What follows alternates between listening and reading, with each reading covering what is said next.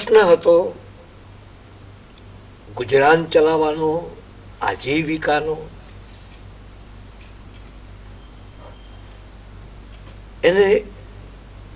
એનો જે દીકરો હતો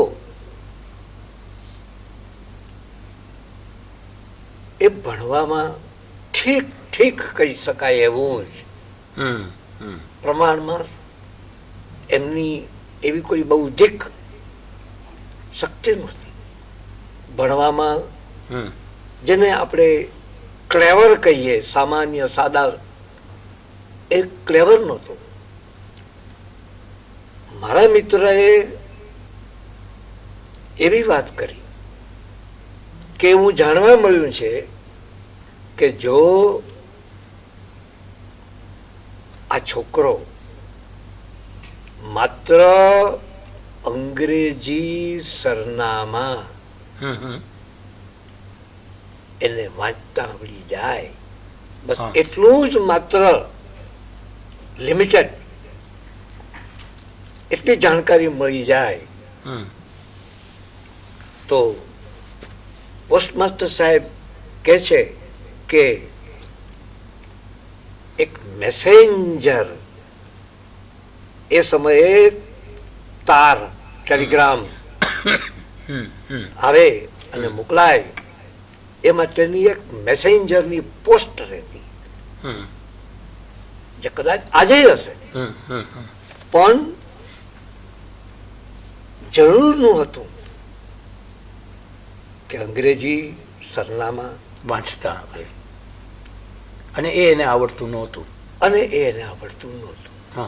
અને એ એક એવી ચેલેન્જ હતી કે જે થોડા સમયમાં, એક અલ્પ સમયમાં, કારણ કે પોસ્ટમાસ્ટરે કહ્યું હતું કે જો એકાદ મહિનામાં આ છોકરાને તમે લાવો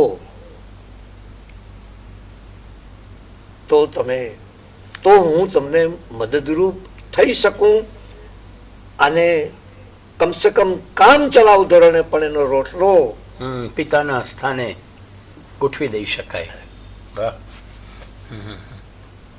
મિત્રની આ વાત સાંભળી આંખ ભીની બની. એક મહિનામાં તૈયારી કરાવવી એ દેખીતી રીતે અશક્ય લાગતું હતું, પણ નિર્ધાર કર્યો. નિર્ધાર ઉદ્યમેન હિ સિદ્ધ્યંતિ કાર્યાણી ન મનોરથા હિ.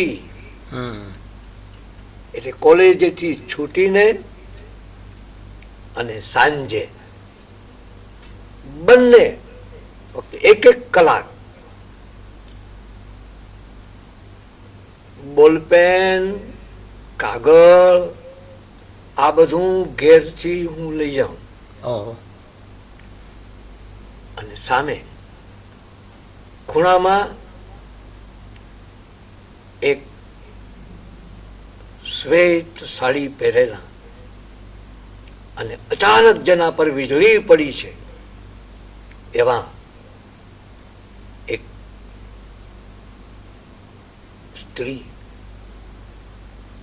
એની હાજરીમાં પણ all is well that ends well. All is well that ends well. જેનો અંત સારો એનું બધું સારું. ભણવામાં ઠીક ઠીક છોકરો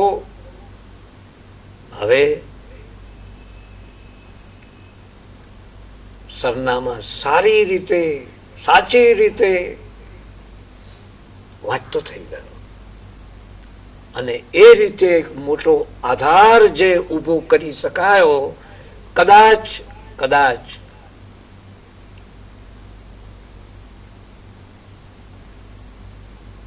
મારા જીવનનું એ સંતોષ આપતું, અથવા જીવન એળે ગયું નથી એવું જો લાગ્યું હોય અને ભવિષ્યમાં જે શૈક્ષણિક વર્ગો ચલાવવાની વાતનું બીજ એ આ કિસ્સામાં આ એક, હું તો આને દાસ્તાન જ કહું, આ એક દાસ્તાન છે. પણ જીવનને વળાંક આપી ગઈ, પણ જીવનને વળાંક આપી એટલે ટર્નિંગ પોઈન્ટ જેને કહીએ આપણે. તો વાસ્તવમાં એવું બન્યું કે 1958 આપણે જે પેરેલલ કોચિંગની વાત કરી, 1958 ગ્રેજ્યુએટ થયો. પિતાશ્રી નિવૃત્ત થવાના હતા 1959 મે મહિનામાં. એની પહેલા કંઈક આજીવિકાનું સાધન ઊભું કરવું જરૂરી છે એ અંગેના નિર્ણયો લેવાના હતા.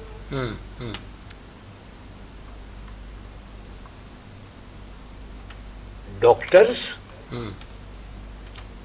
લોયર્સ, ચાર્ટર્ડ એકાઉન્ટન્ટ્સ એ બધા પોતાના સ્વતંત્ર વ્યવસાયો કરે એ સહજ ગણાતું. પણ જો કોઈને કોઈ વિદ્યા પ્રેમી હોય, શિક્ષણમાં ગહન રસ હોય અને જો એવો વિચાર કરે કે આર્થિક રીતે નબળા અથવા તો જેને પોતાની શાળામાં અભ્યાસક્રમો ચાલતા હોય એમાં કોઈ શંકા, કોઈ ડાઉટ, કોઈ ડિફિકલ્ટીઝ, કોઈ પ્રોબ્લેમ્સ, એનું સોલ્યુશન્સ જો કોઈ આપવા તૈયાર હોય, કોઈ માર્ગદર્શક, કોઈ વ્યવસ્થા એવી ગોઠવાઈ થાય, તો શા માટે એવું કરવું નહીં? જો ડોક્ટર્સ, લોયર્સ, ચાર્ટર્ડ એકાઉન્ટન્ટ્સ એ જો સ્વતંત્ર વ્યવસાય કરી શકતા હોય તો શા માટે ખાનગી ધોરણે શૈક્ષણિક વર્ગો આપણે શરૂ ન કરવા? આવો એક પ્રશ્ન. એ વાત આજે એવી છે, આજનું બે તદ્દન કોન્ટ્રાસ્ટિંગ પિક્ચર્સ. આજે કોઈ પોતાના સંતાનને અમુક સુવિખ્યાત વર્ગમાં ભણાવવા માટે મોકલ્યો છે એ સગર્વ કહે છે. જ્યારે ત્યારે ટ્યુશન એ શબ્દ તરફ શું ગતિ? ખાનગી શૈક્ષણિક વર્ગ એટલે તો એને ભજરાભાઈ કમસે કમ 15-20 વર્ષો એવા ગયા કે જ્યારે વર્ષ પૂરું થાય, જૂન મહિનો આવે અને વર્તમાન પત્રોમાં અચૂક વાત આવે, પાછા હાટડા શરૂ થઈ ગયા છે. વિદ્યા, શૈક્ષણિક વર્ગો ને વિદ્યાનું વેચાણ સમજતા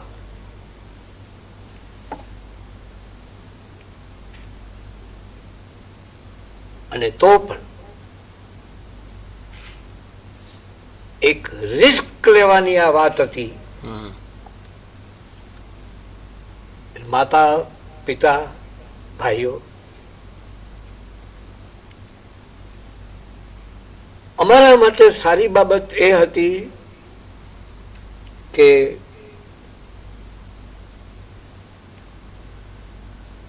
મારો નાનો ભાઈ, એમને ગણિત ઉપર એનો સારો એવો કાબુ. મારો વચલો ભાઈ એ સામાજિક વિજ્ઞાનો નું શિક્ષણ આપી શકે. એટલે એક ટીમ વર્ક ઘરમાંથી જ, પરિવારના જ સભ્યો આ પ્રવૃત્તિમાં સામેલ અને રહે. મૂલ્ય આધારિત પર્યાવરણમાં ઉછરેલા કુટુંબના સભ્યો, એટલે શિક્ષણની એક પેરેલલ વ્યવસ્થા ઊભી થઈ, પણ આચારસંહિતા બનાવીને ઊભી થઈ. હાજી, એ આચાર સંહિતામાં એવું બધા એવું ભાઈ, માકડ ક્લાસીસના નામે એસ્ટાબ્લિશમેન્ટ શરૂ થયું. એ આચાર સંહિતામાં હા હા 3 કે 4 એવા સ્વયં નિર્મિત એવા નિયમો ગોઠવ્યા. એવા નિયમોથી અમે બંધાયા. પહેલી વાત કે ફીનું ધોરણ એટલું ઊંચું ન હોવું જોઈએ કે જે હેતુ અને નોબલ ઓબ્જેક્ટિવ જે છે, સામાન્ય આર્થિક સ્થિતિ ધરાવનારા બાળકો ને સહાયરૂપ બનવું, એવું જે નોબલ ઓબ્જેક્ટિવ આપણો છે એ માર્યો ન જાય. એટલે ફીનું ધોરણ ઓછું રાખવું. આપણે શિક્ષકો બીજું શું કામ કરી શકીએ? એટલે શિક્ષકો જો શિક્ષકોને જ મદદરૂપ ન થાય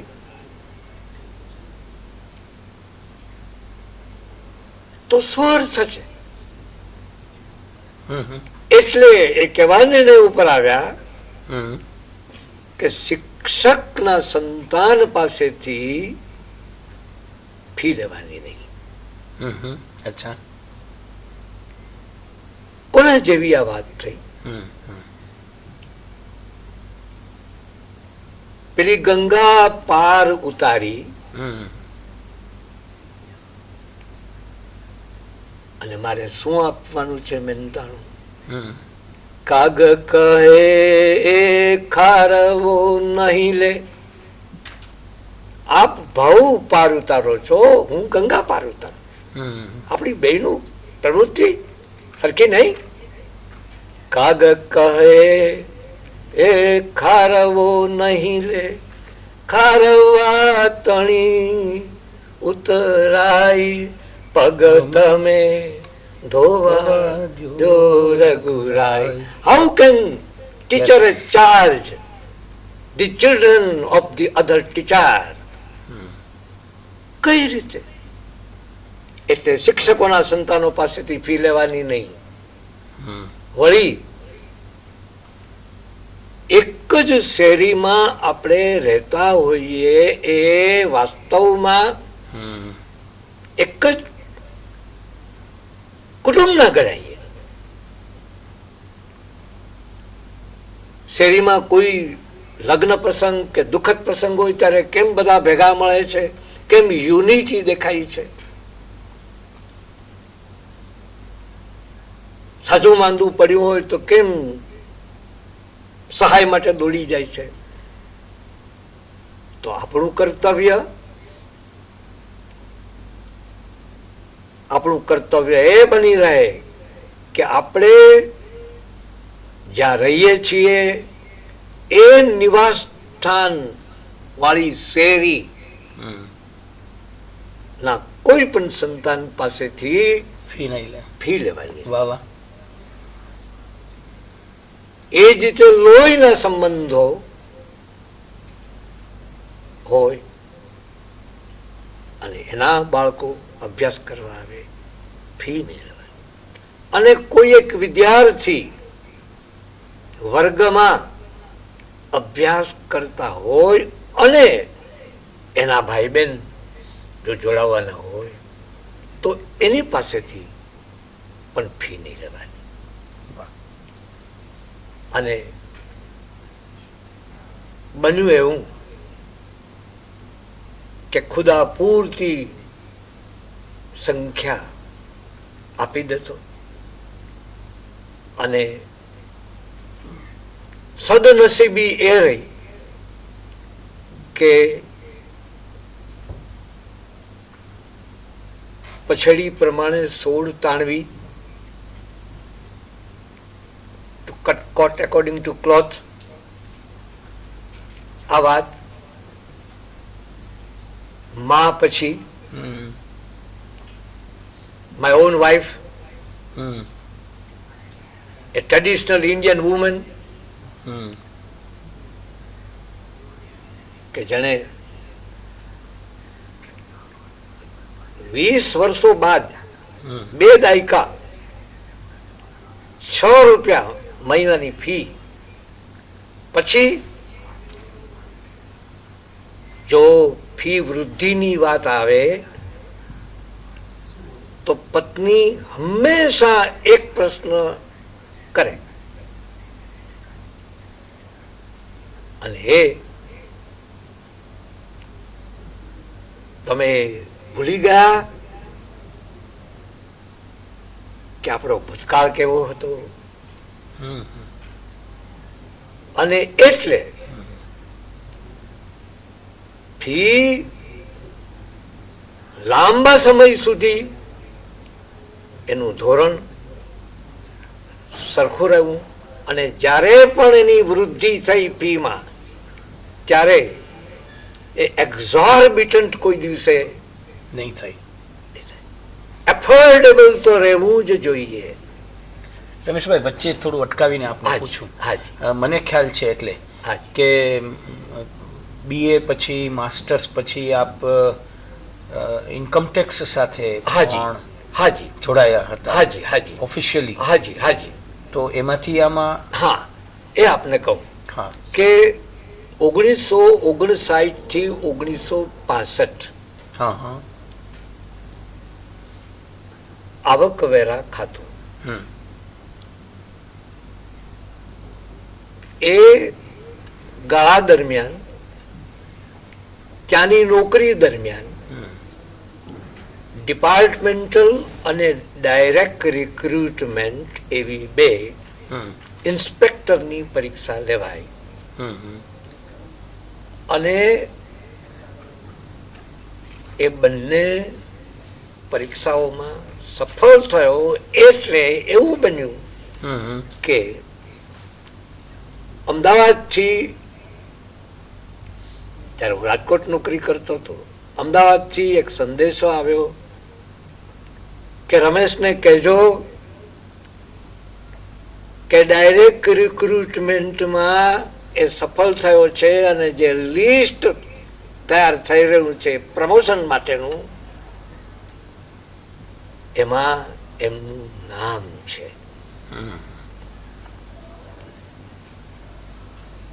એટલે પ્રમોશન બઢતી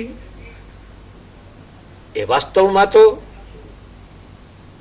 ઉમંગ થવો જોઈએ. અને પરિવારના અન્ય સભ્યોએ સાંભળ્યું આ પ્રમોશન વિશેની વાત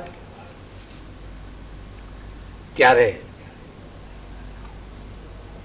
બહુ જ સ્વાભાવિક રીતે એવું લાગ્યું કે હવે કદાચ પાંદડું મટી ગયું છે.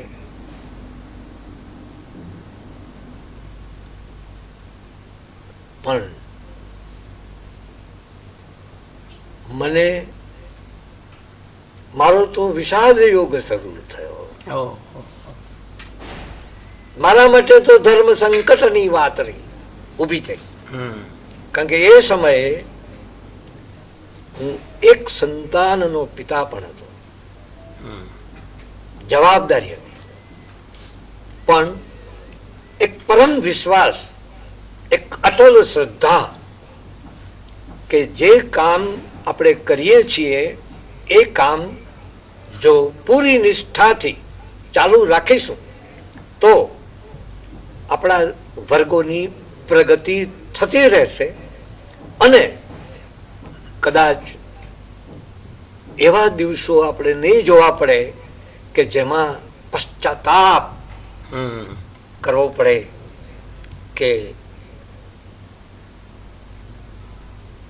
સારી જગ્યા, સારું સ્થાન જતું કરીને આપણે કશું ગુમાવ્યું છે. મને ખ્યાલ નથી આપ પૂછશો કે નહીં, પણ મારે આપને કહેવાનું કે કદાચ એવું છે કે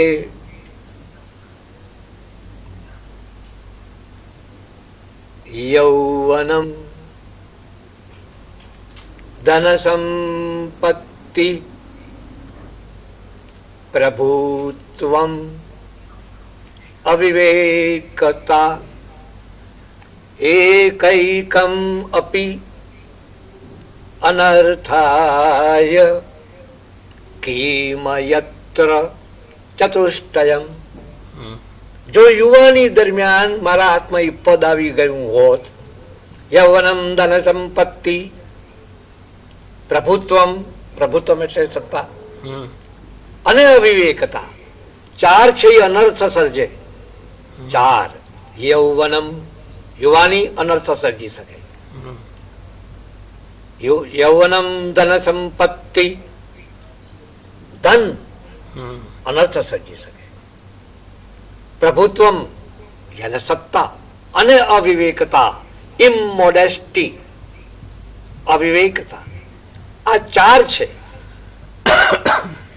આ એક માણસમાં આમાંથી ચારમાંથી જો એક જ હોય તો પણ એ વિનાશકારી બની શકે. તો જેનામાં કિમયત્ર ચતુષ્ટયમ, જો ચારે ચાર જો ભેગા થઈ જાય તો બહુ નાની ઉંમરે સરકારી ઊંચો હોદ્દો, પદ, સ્થાન પ્રાપ્ત થયું હોત તો કદાચ એવું બન્યું હોત, કદાચ એવું બન્યું હોત કે જે આનંદ, જે પ્રસન્નતા જેને બે વસ્તુઓ એવી છે કે જિંદગીમાં માગવાથી મળે નહીં, અને માગ્યા પછી મળે તો મળ્યું એમ કહેવાય નહીં. અને પહેલી છે પ્રેમ અને બીજું છે honour. honor and love which I received profusely from my students. એટલે એ સ્થાન કદાચ મળ્યું હોત અને ગણ્યા ગઠ્યા માણસો ને કદાચ ઓળખતો જાણતો હોત, મને એ કોઈ ઇનવિઝિબલ ડિવાઇન ફોર્સ એમણે મને કહ્યું કે આ રસ્તો તારા માટે નથી. And you said no to it. હાજી, મારું કદાચ એ એવી ક્ષણ હતી કે જે ક્ષણ જો મેં જુદો જ નિર્ણય લીધો હોત તો આજે હું આ તપોભૂમિમાં બેઠો જ ન હોત આપની સાથે.